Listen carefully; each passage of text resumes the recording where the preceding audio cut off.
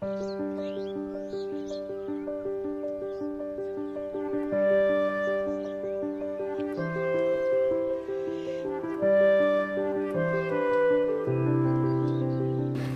नाम दीपक है। सचिन बिंद है। सोनी है। ब्रिजेश बिंद है। अजय बिंद है। संगीता बिंद है। सूरज बिंद है। ज्योति बिंद है। मेरा नाम रागनी है। मेरा पापा ने लोहा काटते हैं जहाजी को। गैस कटर का काम करते हैं। फैक्ट्री में काम करते हैं। गांव में ही कृषि का कार्य करते हैं। मुंबई में भेलपुरी का काम करते हैं। खेती का काम करते हैं। भेलपुरी का काम करते हैं। घास काटने का काम करते हैं। मेरे पापा का नाम सुलेंदर है। मेरे पापा दिल्ली में गाड़ी का काम करते हैं। लोहा का काम करते हैं। भेलपुरी का धंधा करते हैं। मेरे पापा गाड़ी वाला काम करते हैं। मैं बनूंगा इंस्पेक्टर। मैं पुलिस बनूंगा। किराना दुकान धरना चाहता। मैं बड़ा होकर एक आर्मी बनना चाहता हूँ। बस मेरा एक ही सपना है, मैं सिलाई और ब्यूटी पार्लर सब सीख करके आगे बढ़ूँ। मैं दुकान खोलना चाहता हूँ। टीचर बनना चाहती हूँ। डॉक्टर बनना चाहती हूँ। अभी नहीं पता मैं बड़े होकर क्या बनूँगा।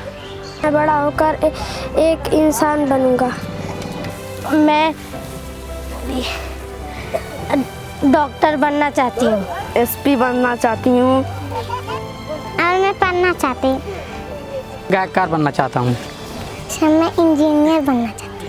भोले भाले बच्चों और युवाओं को अच्छी अच्छी बातें करते देख मन खुश हो जाता है, लेकिन ये खुशी तब गायब हो जाती है जब हम तस्वीर का दूसरा पहलू देखते हैं। हमारे गांव की स्थिति पढ़ाई में बहुत कमजोर है। हमारे गांव ग्राम तिरौथीपुर के बच्चे एकदम से ही लापरवाही करते हैं, पढ़ते लिखते नहीं हैं।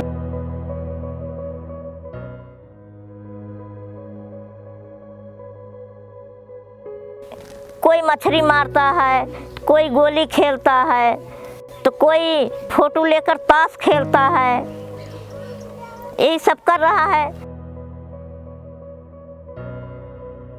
कितना मछली मरी है और कितना पोखरा बजट या गेना गुल्ली खेली है, बस और कुछ ना करी है। हमारे तिरौथीपुर में आज तक कोई भी बच्चा कुछ भी नहीं बना है पढ़ लिख कर। BA MA किए होंगे लेकिन कुछ भी नहीं बन पाए हैं। यहाँ के सब लोग मजदूर हैं। हर गांव में दूसरे गांव में जाके देखते हैं तो कोई इंजीनियर है, कोई टीचर है, कोई रेलवे में है, कोई पोस्ट ऑफिस में है, कोई सरकारी काम, कोई ना कोई काम रहता है, लेकिन हमारे यहाँ ऐसा कुछ भी नहीं देखा गया।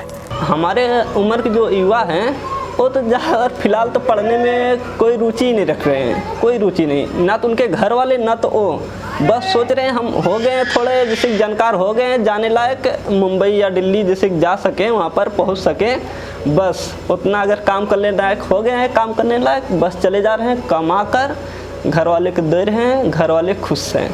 ये कारण है घर के माता पिता की थोड़ा कम जिम्मेदारी देखना, कि माता पिता कम ध्यान दे रहे हैं बच्चे की तरफ है। ये सभी किरदार तिरहुतीपुर गांव से हैं। दरअसल देश के 6,49,481 गांवों में से एक छोटा सा गांव है तिरहुतीपुर। राज्य उत्तर प्रदेश, जिला आजमगढ़, तहसील मार्टिनगंज और थाना बरदह के अधिकार क्षेत्र में आने वाले इस गांव में सच कहें तो ऐसा कुछ भी नहीं है जिसे विशेष कहा जा सके। देश के तमाम गांवों की तरह यहां भी जिंदगी के मोड़ बड़े जाने पहचाने हैं, लेकिन 26 अक्टूबर 2020 दशहरा के दिन तिरहुतीपुर में एक ऐसी बात जरूर हुई जिसके चलते ये गांव विशेष हो गया। इसी दिन भारतीय राजनीति के चाणक्य श्री KN गोविंदाचार्य ने तिरहुतीपुर को अपने गांव के रूप में अपना लिया। कभी भारतीय जनता पार्टी के शीर्ष नेतृत्व में शामिल रहे गोविंद जी ने गांव वालों की मौजूदगी में साफ साफ कहा, इस गांव का मैं क्या गोद लूंगा, इस गांव की गोद में मैं बैठने आया हूं। हम तो छोटे, गांव बड़ा है। हम हो इसमें गांव के बच्चे की तरह कुछ कर जाएं तो काफी है, ऐसा हम मानते हैं।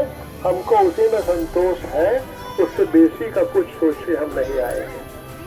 गोविंदाचार्य की ख्याति भारतीय जनता पार्टी के थिंक टैंक के रूप में ही रही है।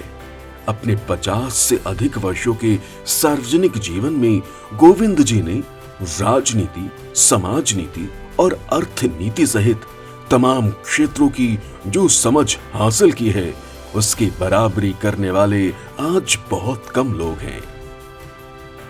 अपने व्यापक अनुभव का उपयोग करते हुए वो तिरहुतीपुर गांव में एक नया प्रयोग कर रहे हैं।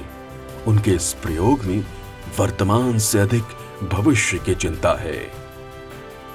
केवल वर्तमान पर नजर गड़ी रहेगी तो भविष्य तो धुंधला ही लगेगा। अभी की वर्तमान चुनौतियों को पार पाने के लिए सक्षम कार्यकर्ता तैयार हो गए हैं, तो उनको सौंप कर जो भविष्य में आने वाली चुनौतियां हैं उनके लिए तैयारी करना, मैं वही करूँ। गोविंद जी ने अपने विचारों को जमीन पर उतारने का जिम्मा जिस व्यक्ति को दिया है वो हैं विमल कुमार सिंह। विमल जी मूलतः तिरहुतीपुर ग्राम पंचायत के ही रहने वाले हैं।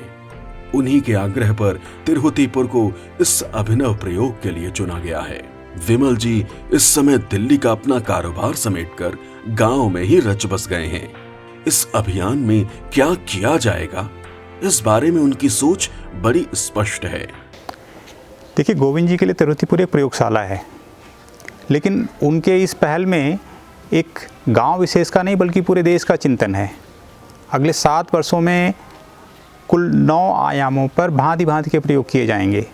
इसमें प्राथमिकता के आधार पर सबसे पहले शिक्षा का काम होगा, जिसके तहत एक स्कूल खोला जाएगा। गुरुकुल मॉडल का यह स्कूल मुख्यतः हैदराबाद स्थित अक्षरवनम के LLL मॉडल पर आधारित होगा।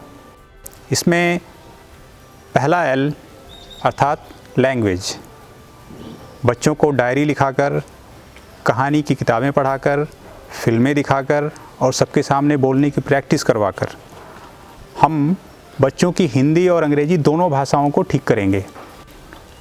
सच कहें तो हम बच्चों को वास्तव में पढ़ना, लिखना और बोलना सिखाएंगे, जो कि गांव के बच्चों में आजकल बड़ा दुर्लभ हो गया है। दूसरा L यानी लॉजिक अर्थात गणित। यह एक ऐसा विषय है कि कोई भी सरकारी परीक्षा देनी है उसमें इसका ज़रूर इस्तेमाल होता है। इसमें आपकी काबिलियत का ख़ास असर होता है। यहाँ भी हम हैदराबाद की जो अक्षरवनम है उसने एक ख़ास पद्धति विकसित की है, उसके तहत बच्चों को गणित पढ़ाएंगे। इसमें बच्चे बड़े तेज़ी से गणित के प्रश्नों का उत्तर ढूंढ लेते हैं। IIT सहित सभी सरकारी परीक्षाओं में इस तकनीक का विशेष लाभ देखा गया है। तीसरा L यानी कि लाइफ स्किल, हमारे गुरुकुल का यह सबसे महत्वपूर्ण हिस्सा होगा। इसके लिए मुख्यतः हम खेल कूद पर फोकस करेंगे, लेकिन साथ ही कुछ सामाजिक सांस्कृतिक गतिविधियों का भी सहारा लिया जाएगा। इसके ज़रिए हम बच्चों का चारित्रिक और शारीरिक दोनों प्रकार का विकास करेंगे। हमारे यहाँ आने वाले बच्चे बड़े होकर IAS अफसर बनेंगे, इसकी हम गारंटी नहीं दे सकते, लेकिन वो क्या नहीं बनेंगे इसकी गारंटी हम ज़रूर देंगे। तो ये निश्चित मानिए कि हमारे यहाँ आने वाला बच्चा बड़े होकर अपने माँ बाप की बेइज्जती नहीं करेगा। नशाखोरी, कामचोरी, आवारागर्दी जैसी तमाम बुराइयाँ जो गांव के बच्चों को परेशान करती हैं, माँ बाप को परेशान करती हैं, वह उन्हें छू भी नहीं पाएगी।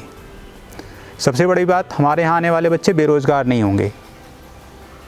वो कहीं भी रहें, उनको ईमान की रोटी और इज्जत की ज़िंदगी हमेशा मिलेगी, भरपूर मिलेगी।